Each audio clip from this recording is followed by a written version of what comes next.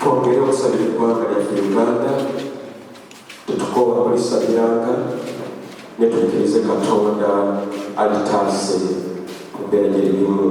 Mubalina okwegayira olunaku olwaleero mukomawo bannange, tugende mu maaso olw'eggwanga Uganda. Olwaleero twagala okutunuulira ensonga eziviirako ddala. Jjukira nti guno mwaka 2025 omulamwa gwaffe twaguyita omwoyo omutukuvu mu bunnabbi bwa Bayibuli.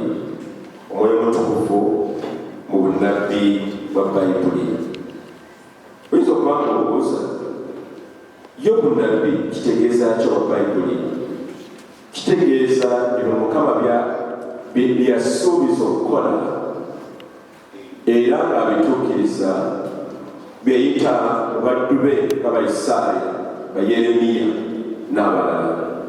Era mu byo tulaba nti Mukama byeyalangirira mu budde bitandise okuba nti bituukirira mu biseera byaffe bwenange.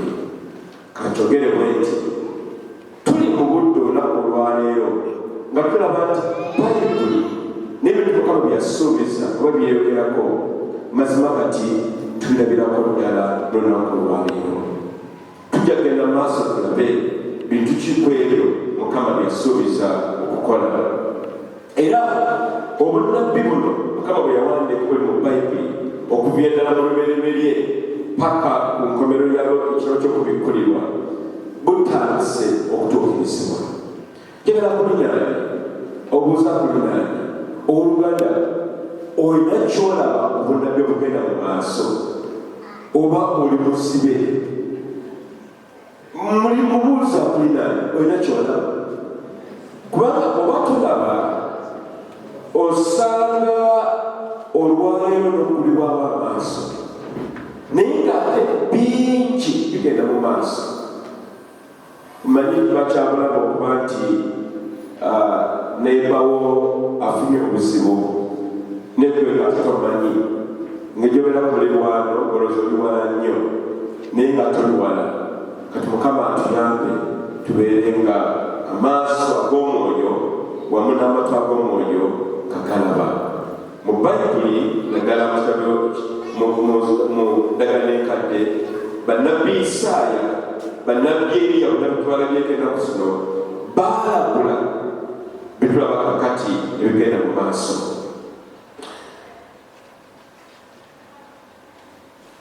Ensonga eno ey'obunnabbi etuyamba etya? Ekisooka, etuyamba okunyweza okukkiriza kwaffe, kubanga Mukama bw'ayogera atuukiriza. Bw'abanga Mukama atuukiriza kitegeeza nti buli lw'osaba Katonda oyo yatuukiriza biri akyasobola okutuukiriza ebisigaddeyo. Gamba nti amiina. Obunnabbi buno obwa Katonda butunyweza okukkiriza kwaffe. Ekyokulabirako, nabbi Isaaya yalabula nti Yesu Kristo agenda kuzaalibwa nga omulokozi mu Isaaya 7:14.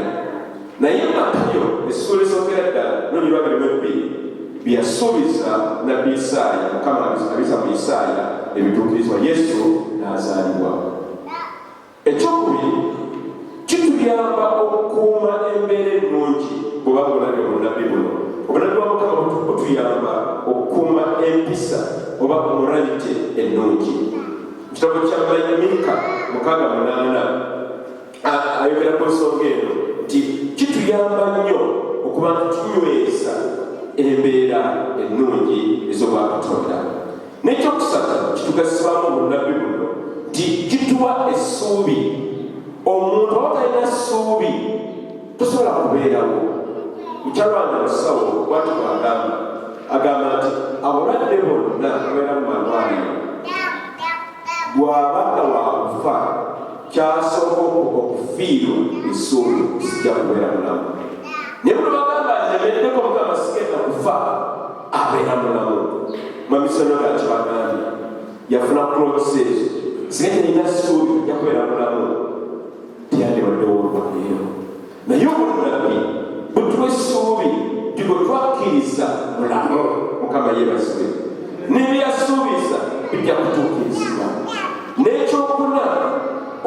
butuyamba okubeera abeeteefuteefu okudda kwa Yesu Kristo.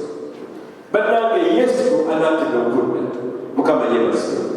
Era obunabbi buno kye butuwaako amaanyi nti gwe twakkiririzaamu mwesigwa anaatera okudda. Gwe twakkiriza, gwe tuweereza olwaleero anaatera okudda. Ne tufuna essuubi eryo okutuyamba okusobola okubeerawo. Ffe ekkanisa guno omwaka Mukama yatugamba mwezi ogw'Omwoyo Omutukuvu mu bunnabbi bwa Bayibuli. Era okutukola nabise neŋŋamba wa gwe obunnabbi bwa Bayibuli obulaba nga butuukirira oba nedda. Naye Mukama atya abooluganda tuggulemu amaaso ebintu tulaba olwaleero mu nsi ey'obuliwo oba ey'omubiri si bintu buntu Mukama atuukiriza byasuubiza mu Bayibuli. Era amaaso ago ag'obunnabbi g'obanga obeera nago okuva n'olwaleero paka Yesu Kristo lw'alidda. Kino lwaki tukyogera? Kubanga byonna biri muno mu Bayibuli. Mukama yeebazibwe. Naye bw'obanga tukigenderedde Mukama atusaasire nti Yesu ajje teweeteeseteese n'osigalira. Tosigalira tulina genda mu ggulu nga Yesu Kristo atuuse okukwakkula ekkanisa oba lwakutya mu Luzungu. Waliwo akatambi akakutteko ennyo. Ngezaako nnyo okusoma bingi n'okuba nti n'okubeera nti mbeera mumanyi. Akatambi ako kalimu eddakiika 20. Njala tukawulirize tusomeko abadde batereeza.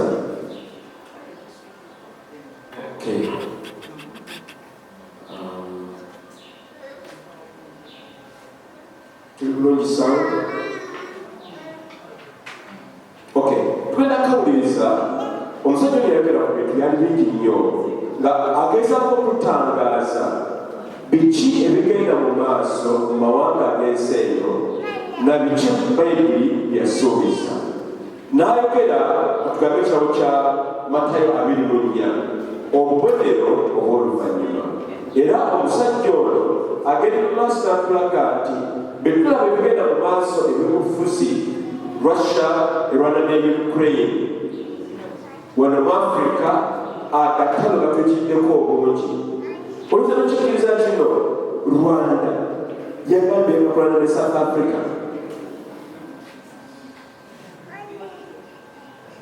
Era omukulu ow'ensi eyo simikyalowoozaako kubanga South Africa zisinga zinene.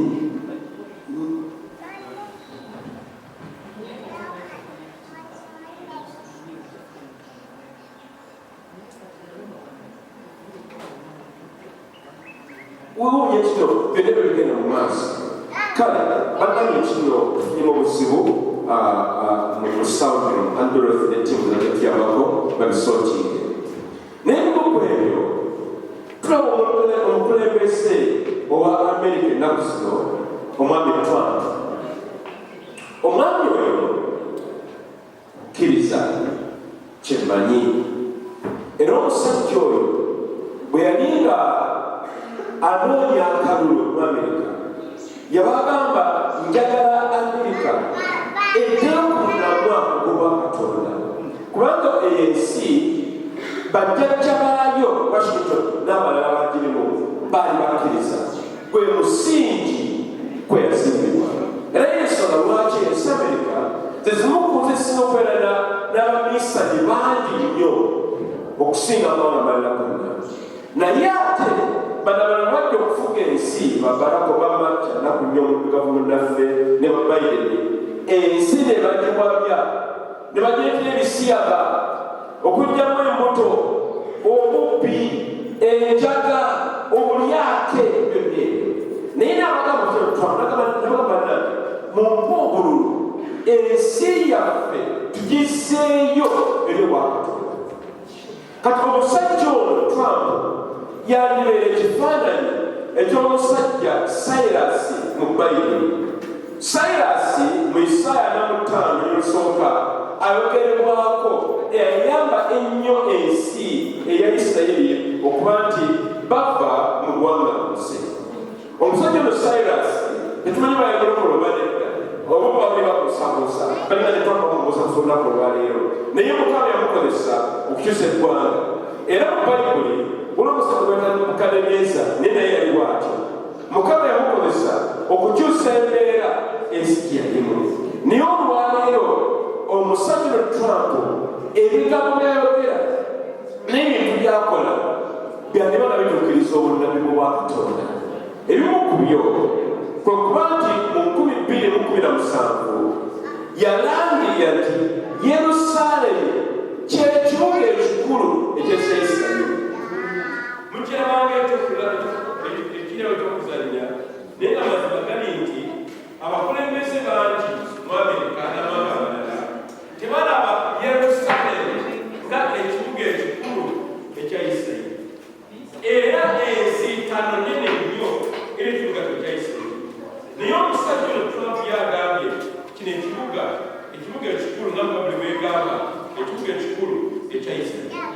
Katubaddenga abajjukize tuwadde nga kiringa kitali kuserabikako naye amazima gali nti Sayuuni ye Yerusaalemi era yetugenda okubeera ennaku z'oluvannyuma zonna Mukama yeebazibwe. Katulaba tukolesa kuno tugenda kutuukirizibwa buli lunaku. Nnabbi Sefaniya yayogera ku nsonga eno egenda maaso kati mu nsi ya Gaza. Gaza kitundu kinnakuba kya Isirayiri naye olwaleero Abapalestina bannamukaaga ne bakifuga. Abasajja bano bo okuyiwa omusaayi bakina muzi. Yensonga lwaki abantu olunaku olwaleero baawamba abaana ba Isirayiri ne babatwala mu Gaza. Kubanga balogera amawulire bali babakumyawo omukono babiri okukoba bwe baawamba. Naye nga basinga kubo bano abasajja abannamukaaga baabatta. Era omwikene ne wedde bassa omwana w'omyezi omwenda ne muganda w'emyaka 4 baabatuka obulamu tubulusi ne babatta. Era bwe baawamba abakyala baabakwata ne babakozesa si kyeyagalire. Era buwuli obutabi buno bungi nnyo okaaba amaziga amangi. Naye ng'atera bwegaba Sefaniya kino Gaza ajja kuzikirizibwa. Naye olwaleero otulira Gaza Abayisirayiri kye bagikoze bagibbye nebimasa ku ttaka. Naye ng'ate tebagenda kukomaawo kubanga abasajja Katikkiro wa Isirayiri agambye abasajja ba Hamas ne ba Hezbollah tugenda bakolamu omulimu mujja kutwewuunya okukola abantu omubakozi olwaleero. Bino byonna kati tulaba nti amawanga galasa okwegatta wamu. Amawanga ga Turkey, amawanga ga Syria, amawanga ga Somalia, amawanga Russia n'amalala gagala kwegala gonna wamu galube Isirayiri. Olunaku weekend wedde amawulire tulaba nti ensi ya Egypt eya Misiri batadde ebyokulwanyisa ku lusegere lwa Isirayiri. Kikyo banoonya ntalo. Naye bino byenneebyo tuyisa mu kitabo kya Ezeekeri gye byawandiikibwa. Obulamu bwa Bayibuli butuufu era bukulu.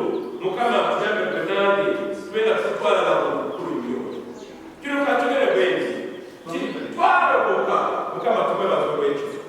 Ne bwakuffe mu mbeera zaffe tetwakyuka. Bwe babuuza omuntu akumanya oba walokoka teekateekawo omukono gwo n'agamba nti walokoka. Lwaki? Embeera zaffe teziraba kukyuka. Naye ng'ate obudde bwo buweddeyo. Kati Mukama atukowoola twenda amaaso agalabako omwoyo nti ensonga eno ey'obulokozi tugitwale nansana nkulu nnyo. Kubanga Yesu Kristo anaatera okudda. Abooluganda zirowooza owulira zonna zonna zigenda mu maaso ziranga bulanzi. Yesu anaatera okudda. Bw'obanga walokoka lokokera ddala. Yagala Yesu omunoonye omusabe omuweereze. Naye bw'olobera ng'eri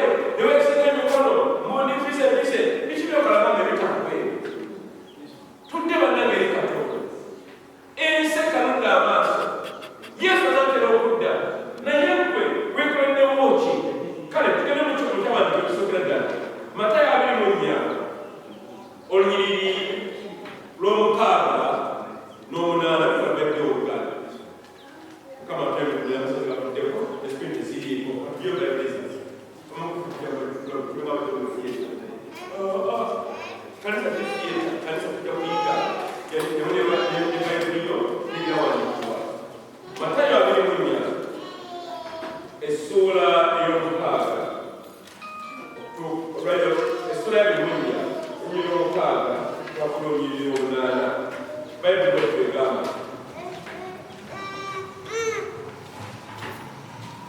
Yesu ayogera ebigambo bino eby'obunnabbi era nga Bayibuli egamba bw'eti muliwulira entalo ne tutumuli entalo mulabenga temweraliikiriranga kubanga tebiremenga bekubaawo naye enkomerero ekyali kubanga eggwanga litabaala eggwanga ne kabaka ayitabaala kabaka walibaawo enjala n'ebikankano mu bifo ebitali bimu naye ebyo byonna lwe lubereberye olw'oluvannyuma lwe lulibaawo mmwe lwe luliba balibaawo mmwe okuba mumonyolonyezebwe balibatta nammwe mulikyayibwa amawanga gonna okubalanga erinnya lyange mu biro ebyo bangi balyesittala baliganawo balikyawagana. Mukama Yesu ayogera ku nsonga eno ennaku ez'oluvannyuma. Entalo tuzogeddeko zigenda kweyongera bannange kwenda kikkiriza nti tuli mu nnaku ez'oluvannyuma nga entalo kumpi ziri buli wamu. Twogedde ku nsawo eziri mu Afrika n'eri eziri mu Yemen, eriyo entalo eziri mu nsi eya Syria, eriyo entalo mu nsi ya Ethiopia, mu Sudan, mu Afghanistan. Babatalibaani bafuuse ekizibu. Amawanga ga Libya entalo zigenda mu maaso zisukulumye.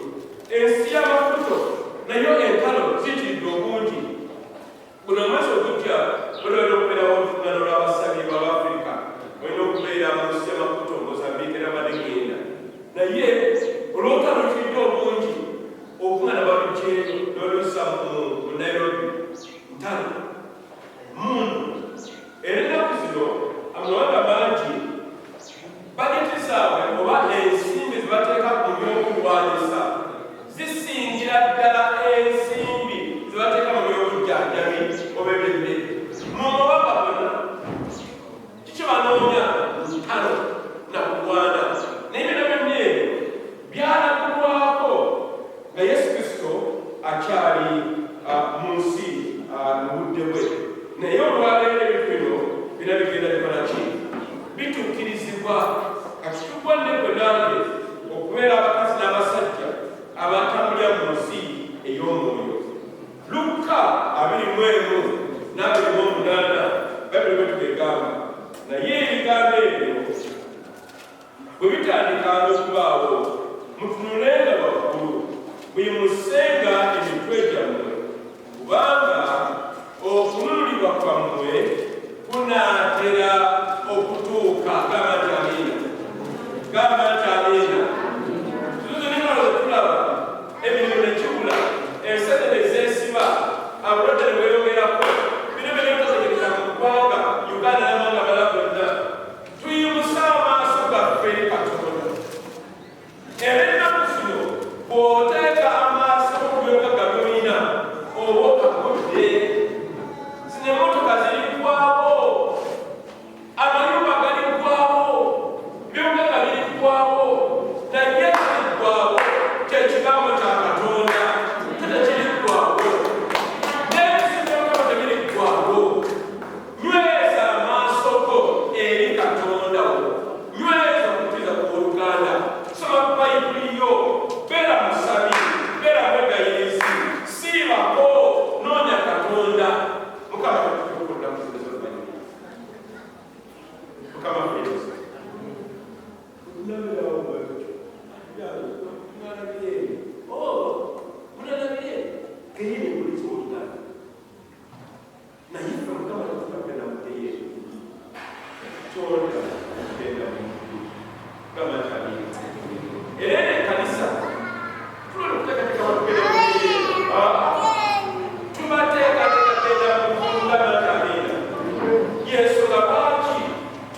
wabula etubalanga kimukama kyagamba n'ekyokutaano tetutambulira mu kutya wadde nga embeera si nnungi oba ziri we zirina kubeera okutasi kwaffe okutya kwabali bali abalaleeyo balina mukama bakuleegamba munene ali mukugwe okusinga oyo ali mu nsi kakati kutulina okukola kunange okubeera omukazi omusajja anyweza okukkiriza n'esikutya temutemuka abooluganda temutakwama mukama mwesigwa oyo abaana entalo naffe gatwanira ezaffe oyo akola ebyamagero naffe gatukolera ebyamagero katonda oyo omwesigwa ye katonda affe ow'amaanyi atalemererwa nyweza ky'oyina nyweze ekigambo kya katonda nyweza obutuukirivu oluganda totera mukama lena katono tubeere basajja n'abakazi abakumu ddala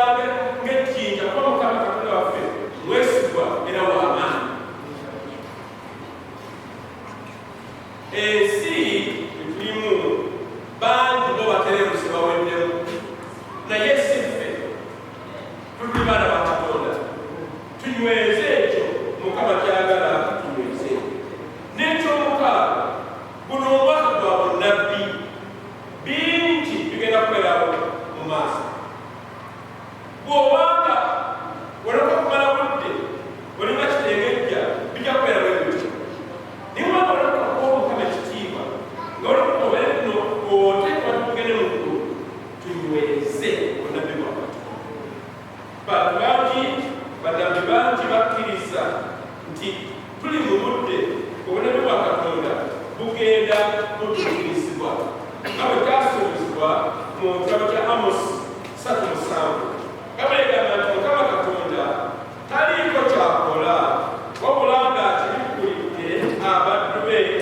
bannabbi ekyama kye goli nnabbi wa katonda kati mukama atugulawo amaaso tulabe embeera bwe zigenda mu maaso era tuzigezese n'ebiwandiiko bya katonda tulabe amazima bwe galina okubeera twabuliremu ekyo n'ekyomusanvu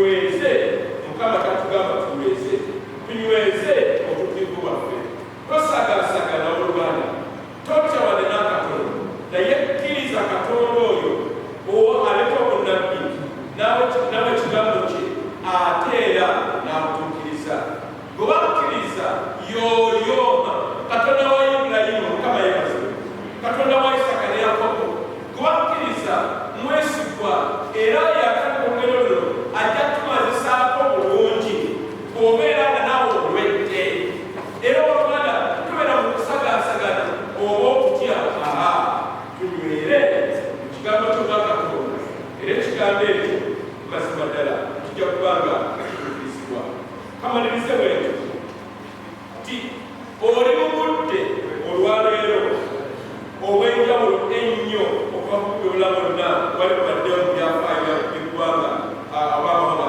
bonna bakozesa n'olwekyo toyinza kubeera nga bali abantu bali mu biseera ebirala baddanyeri n'abalala buli budde banjawulo nnyo bali baalaba abalaguzi naye kati ggwe mu kulabula kwabwe mwotambulidde kitegeeza ki kitegeeza nti ggwe olina okubeera nga oli wanjawulo eri obulamu nti ggwe otambulira mu kutangaala otambulira mu kwenenya ebibiibu otambulira mu kwagala Katonda omwezi ogwama nti okuddako tugenda kubuulira njiri Mukama nga bwe yagamba naye mu Luganda weeteresereza okubuulira enjiri oba oli bize nnyo oyo bize otamwegendereza bizajja kubeera bize bizakutwala bitala kugenda naye obudde Mukama tugumule tujje tubuulire enjiri kubanga Mukama yatugamba tubuulire enjiri oluganda amaaso go magule oba oli munsi wetolaba amaaso gagulewo walawona bibwa Katonda yakumaliriza nga bwe tugenda ku mmeeza eya Mukama emmeeza entukuvu emmeeza entukuvu mu ngeri nnyingi era emmeeza entukuvu ey'obwa Katonda etujjukiza bingi nnyo bitulina okuba nti tukola oba nga tubeera emmeeza entukuvu nti nno etunyweza okukkiriza kwaffe wamu ne Katonda era okubeera nti emmeeza tukuvu eno ti netugattaffe okukkiriza kwaffe ne Kristo Yesu era emmeeza entukuvu gwe mubiri gwa Kristo okubeera omwaniddo tugaaya oba nga tulya twegatte ku mubiri ogwo okubeera abatukuvu eri Katonda waffe era emmeeza entukuvu essa endagaano yaffe ne Katonda buli lw'osembera ku mmeeza entukuvu endagaano ne Katonda ebeera enywezebwa Mukama yeebazibwe Mukama katugamba okukola ekyo olunaku olwaliro era njala okubaniriza bannange ku mmeeza yaffe entukuvu ebeerawo Sande esembayo buli mwezi era emmeeza entukuvu nkulu nnyo nti Mukama yatugamba tukikole nga kwejjukanyenga kwena emmeeza entukuvu buli otwatusobose mu buli ngeri yonna Mukama tukwebaza batujja ku mmeeza entukuvu nanze emitima gyaffe abainakakanyira ku Mukama bayambe kubanga singa bayamba bajja kakanyala bagende mu beyenga naye Mukama tukoola Yesu olweze emitima gyaffe era Mukama tuzise endagaano yaffe obujja Mukama tukwebaza Yesu waffe oluganda toola omugaati toola ekikompe naye otulindeko ffenna wamu bakukwaya kuba yakayimba tuleke tujje ku mmeeza eno entukuvu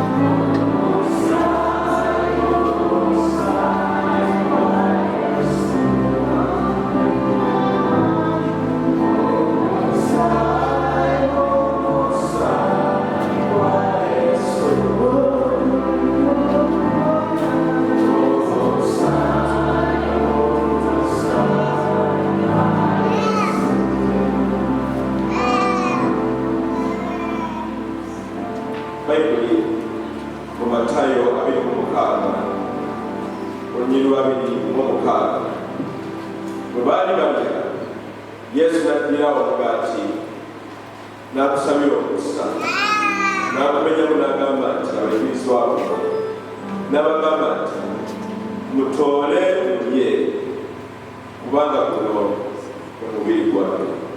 Tutoole tulye kubanga guno omubiri wa Kristo Yesu.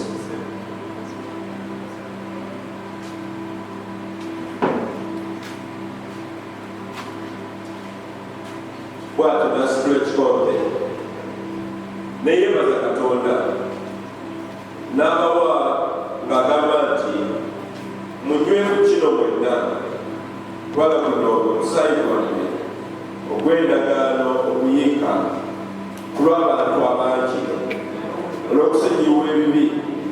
Era mbagamba nti sigenda kuddayo okunywa kibala kino tuusa ku lunaku olwo lwendiziwa nammwe nga kijja bwakabaka obwa Kitange. Tole kikombe fena wamu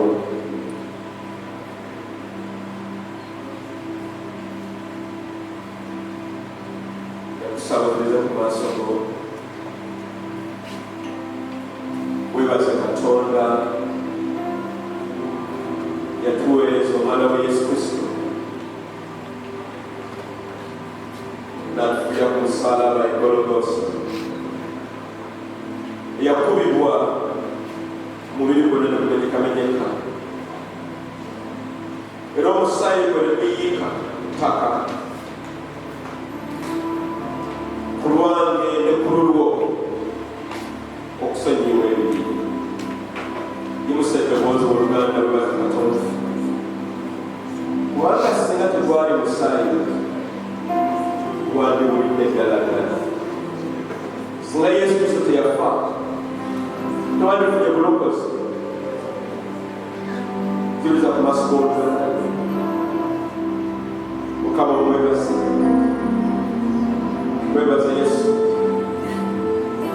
mugambe Yesu nga nnyo taata, webale nnyo Mukama olw'obulokozi. Njogera ne Katonda w'Oluganda, si kizibu nnyo okusaba ekyo, njogera ne Katonda. Yimusa ku ddoboozi weebaze Katonda eyakulokola nayiwa omusaayi ku lulwo kubanga yakwagala nga gutunaba nakukwagala. Mukama tukwebaza olw'omusaayi gwa Yesu. Omusaayi gutunaazaako ebibi ne gututukuza ne gutuleeta mu maaso ga Katonda omutukuvu. Sabbuuni naye nga tujja ku kibi naye omusaayi gwa Yesu. Mukama tukwebaza taata, Mukama nnyonyo oluzibwe era Mukama kyendereza olulwo. Njagala oyimirire ku magulu go ozze endagaano ne Katonda obujja.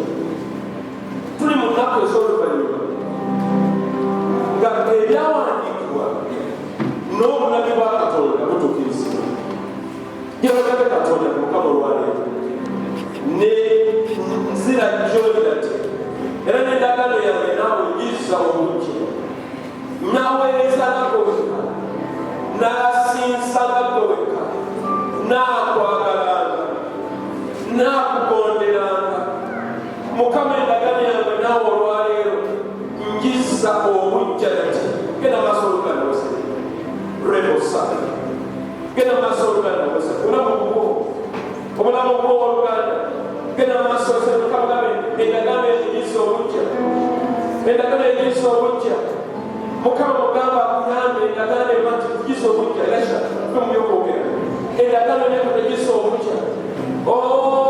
Rebeserelebalebale endagaano ne Katonda wo.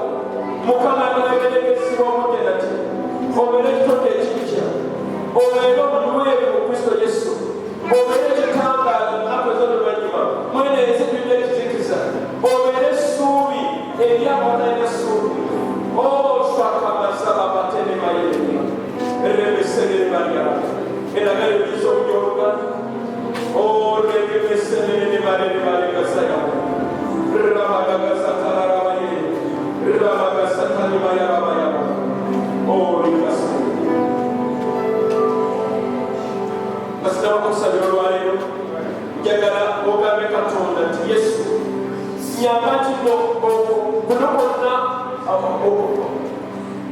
Okumanti obudde bibutuukirizibwa njagala mbeere omu kitundu ekyo nga okutuukirizibwa kw'obonnabbi bwo nange kulumase kati kwako saagala kubeera kumabalibbali nga ndaba ebigenda mu maaso naye Mukama nange nnyamba mbeere ekibya mu maaso go mbeere omudduwo ogenda okukozesa nga obunnabbi buno butuukirizibwa bino byenyonaku olwaleero njagala weweeyo kwega omuntu Mukama mugambe nange gyali omukozese saagala kubeera kuweza kumabali naye Mukama nange nnyamba nange Mukama omukozese byagala neekole obunnabbi buno obutuukirizibwa mu nnaku zino ez'oluvannyuma olekosa lekosete ne balalabalagasalika esedemere ne balekaswaya bakasala rikakalala balene balekasayana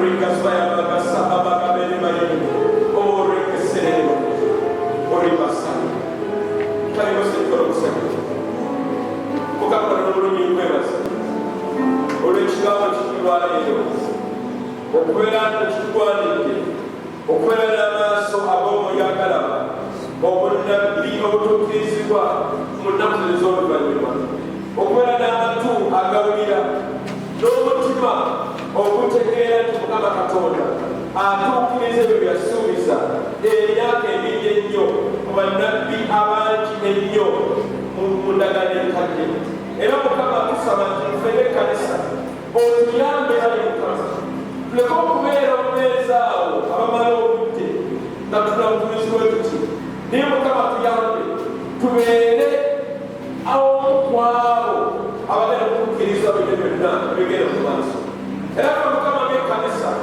twalaba n'amafuta galaga obunnabbi twalaba omuddu we Eriya ne Elisha twalaba Mukama omuddu wo Ezeekeri Mukama natuyambe mu nnaku ez'oluvannyuma naffe amannya agaffe gayosibeera gamanyibwe nga tuli mu kuweereza nga tuli Mukama mu bumanyirivu okuweereza gwe ayi Mukama tugulewo amaaso tugulewo Mukama amatu gaffe okuba tuwa eddoboozi yo mu biseera bino eby'oluvannyuma Mukama nyoza ekkanisa eyo tunyweze mu butuukirivu tunyweze mu kwagala tunyweze mu kusonyiwa tunyweze mu bulamu butuufu tunyweze mu kigambo kya Katonda tunyweze mu kusaba tunyweze mu kwenenya ebibi tunyweze mu kusiiba tunyweze mu kubuulira enjiri tunyweze mu byo bwa Katonda Mukama tunyweze Yesu n'ebino ebyensi bino Mukama tubite ebitali byonna makulu tubite obulimba tubute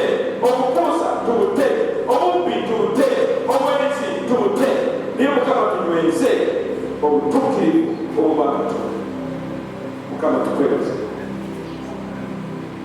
nnyira kitaffe n'eryobulamu